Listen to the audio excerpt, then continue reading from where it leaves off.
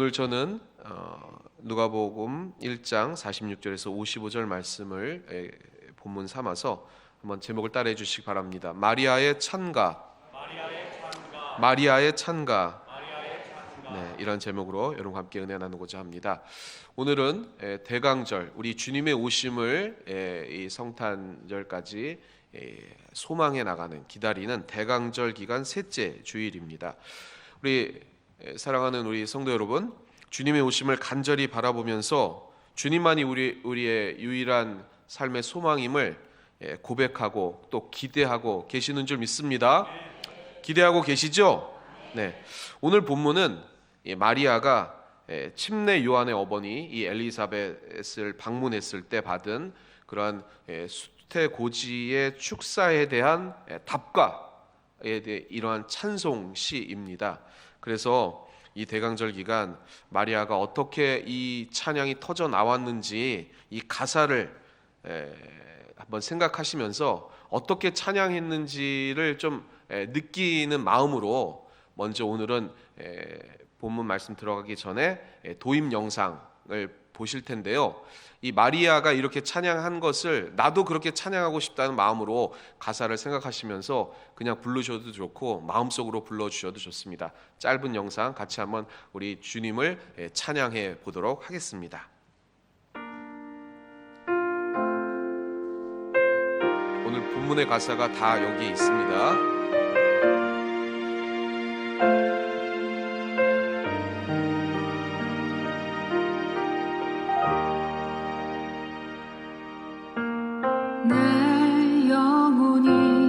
주를 찬양하며 내 마음이 하나님 내 주를 기뻐함은 주의 종의 비천함을 주께서 돌보심이라.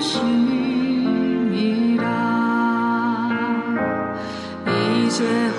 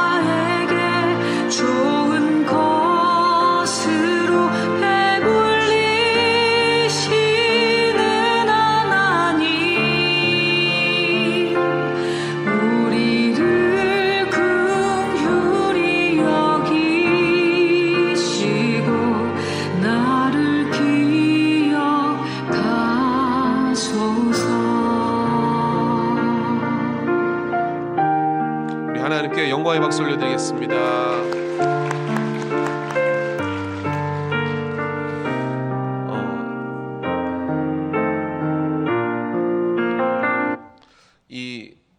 오늘 46절에서부터 55절을 다 가사를 해서 만든 찬양입니다. 아마도 마리아가 이렇게 하나님 앞에 기쁜 마음으로 찬양하지 않았을까 생각이 됩니다. 가브리엘 천사로부터 메시아를 낳을 것이다 라는 그러한 소식과 더불어 이 마리아는 또 다른 그 임신 소식을 들었는데 나이가 들은 친척 이 엘리사벳이 아이를 임신했다. 바로 침례 요한이죠. 그 침례 요한을 임신했다는 소식을 듣고 그것을 전하려고 이제 이 엘리사벳을 방문했습니다. 그런데 엘리사벳이 성령 충만해서 이 마리아 또한 그 복중에 귀한 생명이 있음을 그것을 또 이야기해주고, 그리고 너희 태중에 아이도 복이 있다, 이렇게 누가복음 1장 오늘 본 말씀 바로 전 42절에 얘기를 합니다. 그래서 그 말을 듣고 한 찬송이 터져 나왔습니다. 그게 바로 오늘 본문입니다. 이 본문에 세 가지를 이야기하고 있는데요, 오늘 이 본문의 세 가지를 살펴보면서 우리도 이러한 찬양을 주님 앞에 올리는 여러분 되시기를 주님의 이름으로 부탁을 드리겠습니다. 첫 번째는요, 한번 따라해 주시기 바랍니다. 낮고 천한 마리아를 찾아오신 하나님. 네, 마리아는 이야기하고 있습니다. 46절에서부터 49절 말씀 같이 한번 합독해 보겠습니다. 마리아가 이르되 내 영혼이 주를 찬양하며 내 마음이 하나님 내 구주를 기뻐하였음은 그의 여종의 비천함을 돌보셨음이라. 보라, 이제후로는 만세 나를 복이 있다 일컬으리로다. 능하신 이가 큰 일을 내게 행하셨으니 그 이름이 거룩하시며. 아멘. 구약의 시편과 같은 아주 아름다운 찬송시죠. 이 10대 소녀인 이 마리아가 얼마나 경건 생활을 했는지 그 깊이를 알 수 있는 귀한 본문입니다. 그래서 나를 찾아오신 하나님을 지금 찬양하고 있습니다. 46절에서 47절에 보면 내 영혼이라고 돼 있죠. 이것은 구약의 시편에서도 나타난 것처럼 나 자신을 가리키는 시적인 표현입니다. 내 영혼, 내 마음. 그러니까 그녀는 지금 하나님을 기뻐하고 찬양하고 있다, 이렇게 얘기하고 있습니다. 그런데 46절에 찬양한다라는 것은 현재 시제거든요. 그러니까 이 마리아는 주일만 우리가 이렇게 예배를 드리는 이 산 제사를 제사 드리고 있지 않습니까? 제사를 지금 보는 게 아니고 드리고 있죠. 아멘. 오늘도 여러분이 이 백사장 찬양을 했는데 우리가 회중 찬양한 그 찬양도 이게 카톨릭에서 저녁 만가, 그러니까 저녁 때 이 찬가를 합니다. 이 마리아의 찬가를 이렇게 이 46절에서 55절 말씀 그것을 번역해 가지고 오늘도 이 대강절 기간 찬양을 같이 했는데요. 우리가 같이 이 찬양을 하는 것이 이 성전에서만 하는 게 아니라 이 마리아는 매일 주님을 찬양했는데 지금도 찬양하고 있습니다라고 고백을 하는 것입니다. 한번 우리 여의도 스모 신안산 교회 성도 여러분, 주일만 찬양하는 것이 아니라 매일매일 주님을 찬양하셔야 되는 줄 믿습니다. 그렇게 찬양하고 계시죠? 그러한 자에게 은혜를 주신다는 것입니다. 그것을 고백하고 있는 것입니다. 47절에 보면 기뻐하였음은 이제는 이제 부정 과거인데요. 수태고지의 기쁨, 그것을 그대로 간직하고 있다. 주님이 찾아오셨다. 나를 일을 행하도록 찾아오신 그 주님을 기뻐하였는데 그 기쁨을 내가 지금 간직하고 있다라고 하는 것입니다. 사랑하는 성도 여러분, 여러분이 구원 받았을 때의 그 구원의 감격이 늘 가슴속에 살아 숨쉬어야 될 줄 믿습니다. 그 구원의 은혜를 무엇과도 바꿀 수 없는 그 참 기쁨을 늘 회복하시고 오늘 이 자리에서도 산 제사 드림으로 주님 앞에 다시 한번 주님 저를 구원해 주셨음을 감사를 드립니다 라고 찬양하실 때 주님이 여러분들을 긍휼히 여겨주셔서 은혜 주실 줄 믿습니다. 48절에 보면 이렇게 돼 있습니다. 비천함을 돌보셨음이라, 이렇게 돼 있습니다. 돌보셨음이라, 이건 뭐냐면 자식을 향한 부모의 사랑스러운 돌봄, 그러니까 자격이 없지만 내가 받은 그러한 하나님의 은혜, 부모의 그 은혜를 느꼈다라는 의미입니다. 버려진 아이를 입양해서 버젓하게 키운 그러한 부모를 공경하고 찬양하는 그러한 마음. 지난번에 로봇다리 세진이 보셨죠? 그 영상 보셨습니까?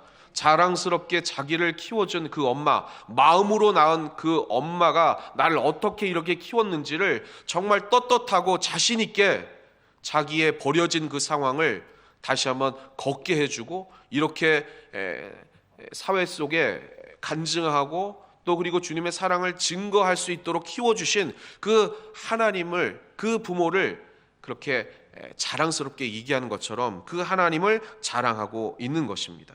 여러분과 저도 그러한 존재였습니다. 버려진 존재, 죄를 통해서 죽을 수밖에 없는 존재. 그러나 주님께서는 전적인 은혜로 우리를 살려주셨고 또한 우리가 생명을 얻어서 보배로운 존재로 하나님의 나라 갈 때까지 주님의 그 보호하심을 입어 담대함으로 세상 속에 승리할 수 있도록 이끌어 주신다는 것입니다. 그 보호하신 하나님을 찬양하시는 여러분 되시기를 주님의 이름으로 부탁을 드리겠습니다. 49절에 보면 마리아가 찬송하는 이유가 더 분명하게 나와 있습니다. 왜 지금 하나님을 찬송하는가? 전능하신 하나님께서 나 같은 비천한 자를 통해서 큰 일을 이루시도록 하나님이 이끌어 가셨기 때문에 찬양한다는 것입니다. 이 마리아는 알고 있었습니다. 이 복중에 있는 아기가 메시아가 될 것을 받았기 때문에 어떻게 나같이 이 비천한 자의 몸에서 메시아가 나올 수 있단 말입니까? 하나님, 이 큰 일을 행해 주셔서 감사합니다 라고 얘기를 하고 있다는 것입니다. 그런데 이게 이 마리아뿐만이 아닙니다. 여러분을 택하신 이유도 동일하다는 것입니다. 여러분을 왜 택하셨습니까? 왜 버려진 비천한 우리를 왜 구원해 주셨습니까? 하나님의 위대한 일, 그 큰 일을 맡겨주시고자 여러분을 구원해 주셨다는 것입니다. 여러분은 지금 큰 일을 행해 주시는 줄 믿습니다. 그 큰 일이 뭡니까?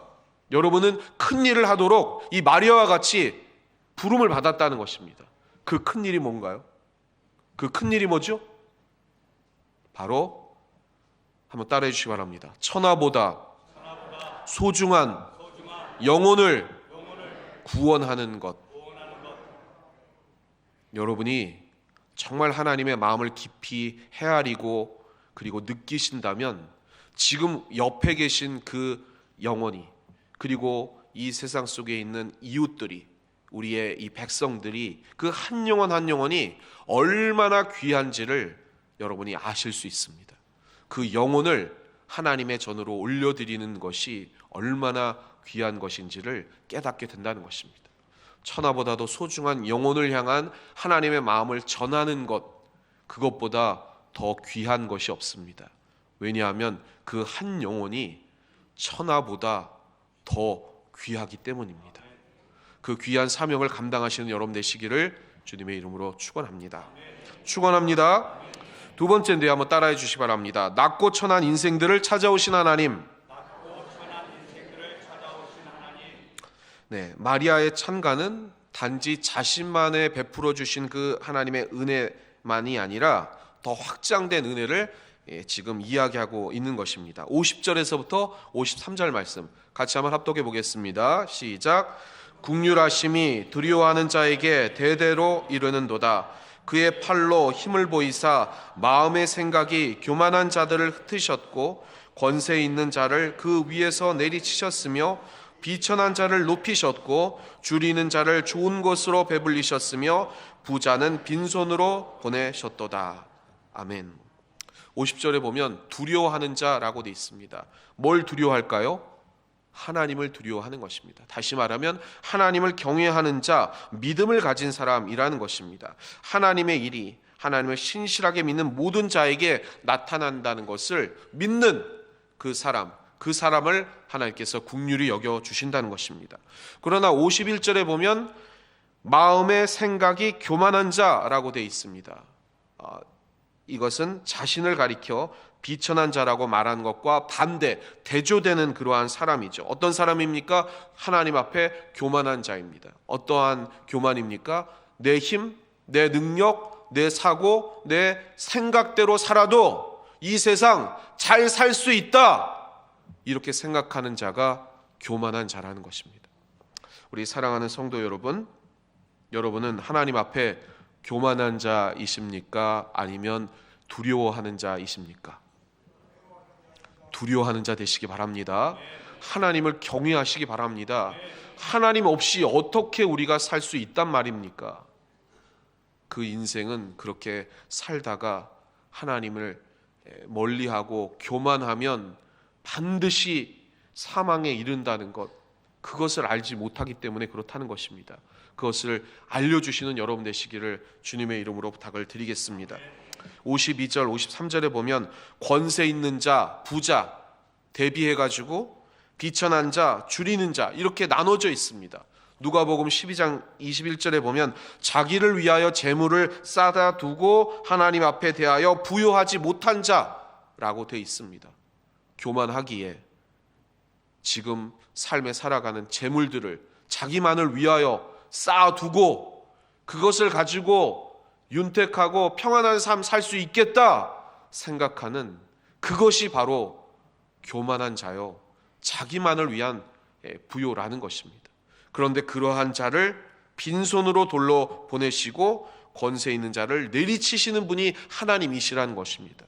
그 하나님의 그러한 주권을 높여드리고 그 앞에 겸비하여 무릎 꿇는 여러분에게 다시 한번 하나님께서는 하나님의 부요를 허락해 주실 줄 믿습니다. 그것을 믿으시는 여러분 되시기를 주님의 이름으로 축원합니다. 그 자를 그렇게 반드시 역전시켜 주시겠다. 이것이 하나님의 언약이라는 것입니다. 1945년 8월 15일 해방된 이후에 일제 강점기에서 그 일본의 그 부역을 하는 권세 있는 자, 부자들 다 어떻게 됐습니까? 자기 재산들 다 내려놓고 도망치기에 급급했습니다. 그러나 나라를 위해서 핍박을 받으며 인내했던 그것을 감내했던 사람들은 인정을 받아 높여졌다는 것입니다. 그것을 우리가 경험하지 않았습니까? 물론 다 그러지는 않아서 나중에 문제가 되기도 했지만 그렇게 역전되는 그러한 일이 반드시 주님이 오심으로 일어난다는 것입니다. 주님께서 이 땅에 오셔서 메시아로 하나님의 나라를 선포하셨고 그것이 이루어졌고 이제 다시 주님이 오시는 그 재림의 때 하나님 나라가 완성됨으로 말미암아 반드시 하나님을 경외하는 자는 하나님이 높여주시고 그렇게 하나님 앞에 교만한 자를 낮추시는 그 하나님의 은혜가 반드시 있을 것이다 지금 이야기하고 있는 것입니다. 그 주님의 나라를 믿으시며 늘 이 땅에서 인내하며 하나님의 나라를 위해 헌신해 나가신 여러분 되시기를 주님의 이름으로 축원합니다. 축원합니다. 마지막으로 세 번째인데 한번 따라해 주시기 바랍니다. 낮고 천한 자기 백성을 찾아오신 하나님. 네, 54절 55절 말씀 같이 한번 합독해 보겠습니다. 시작. 그 종 이스라엘을 도우사 긍휼히 여기시고 기억하시되 우리 조상에게 말씀하신 것과 같이 아브라함과 그 자손에게 영원히 하시리로다 하니라. 아멘. 54절에 보면 하나님께서 긍휼히 여기시고 기억하신 것이 무엇이냐? 하나님께서 긍휼히 여기시고 기억하신 것, 그건 뭐냐면 히브리어로 헤세드입니다. 언약적인 사랑. 이스라엘 백성들 여러분 알지 않습니까? 하나님을 믿는다고 하는 이 백성을 하나님이 많은 백성들 가운데 선별하여 불려주셨는데 하나님을 제대로 섬기지 못하고 계속적으로 세상 속에 내려가서 우상을 섬기고 그 우상과 타협하고 세상과 타협하고 하나님을 배반하고 멀리했던 그러한 백성이 이스라엘 백성이었습니다. 그런데 하나님께서는 끝까지 인내하시고 언약해 주셨기 때문에 너의 나라가 이 백성이 영원할 것이다 언약해 주셨기 때문에 끝까지 참으시고 인내하시며 그들을 품어 주셨다는 것입니다. 그 언약을 지키신 하나님을 지금 찬양하고 있습니다. 우리도 마찬가지입니다. 하나님을 잘 섬긴다고 하고 하나님만이 우리의 유일한 소망이라고 얘기를 하고 그리고 하나님이 우리의 모든 것 되신다고 고백하는 자가 그리스도인인데 사랑하는 성도 여러분, 하나님보다 더 좋아하는 것 얼마나 많습니까? 많지요? 네, 솔직히 얘기를 해보시기 바랍니다. 하나님보다 더 좋아하는 거 많잖아요. 만약에 하나님이 이 헤세드의 사랑이 없으시다면 우리는 진멸되는 것입니다. 어떻게 하나님의 백성으로 창조된 하나님의 백성이 하나님을 섬기지 아니하고 세상을 섬길 수 있단 말입니까? 그럼에도 불구하고 하나님께서는 이 헤세드 언약적인 사랑을 지켜주시사 우리를 진멸하지 않으시고 하나님보다 세상이 더 좋고 하나님보다 더 좋아하는 것 많음에도 불구하고 다시 하나님 앞에 무릎 꿇고 하나님 용서해 주십시오, 제가 하나님의 백성입니다 라고 고백하면 다 용서해 주시고 우리를 다시 하나님의 백성이요 자녀로 삼아 주시사 보호해 주신다는 것입니다. 그 사랑이 있기 때문에 우리가 살아가는 줄 믿습니다. 그 사랑이 없다면 우리는 진멸한다는 것입니다.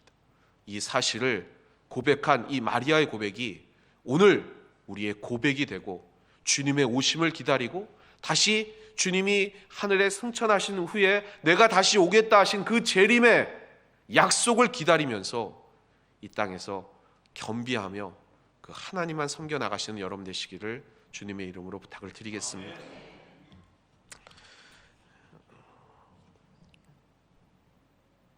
영원한 그 하나님의 그 언약적인 이 사랑을 지금 마리아는 선포했듯이 우리도 그 사랑을 믿고 아직도 이 사랑 안에 들어오지 못하는 이 세상의 낮아진 자들, 절망하는 자들, 분노하는 자들, 갈등하는 자들, 대립하는 자들, 그리고 더 나아가 이 땅과 이 나라, 열방을 향해 하나님의 사랑을 마음껏 중보하고 기도하시고 전해 나가시기를 주님의 이름으로 부탁을 드리겠습니다.